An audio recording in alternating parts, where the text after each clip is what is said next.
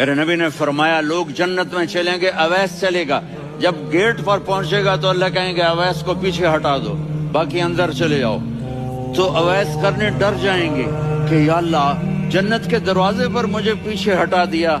तो अल्लाह कहेंगे पीछे देखो, वैसे पीछे मुड़ के देखेंगे तो लोगों का मजमा होगा जो जहन्नुम में जा रहे होंगे, ईमान वाले, गुनहगार मुसलमान। तो मेरा अल्लाह कहेगा अवैस अपनी उंगली को फेरता जा, जिस जिस पर तेरी उंगली पड़ेगी तेरी तो फैल सबको जन्नत में डाल दूंगा।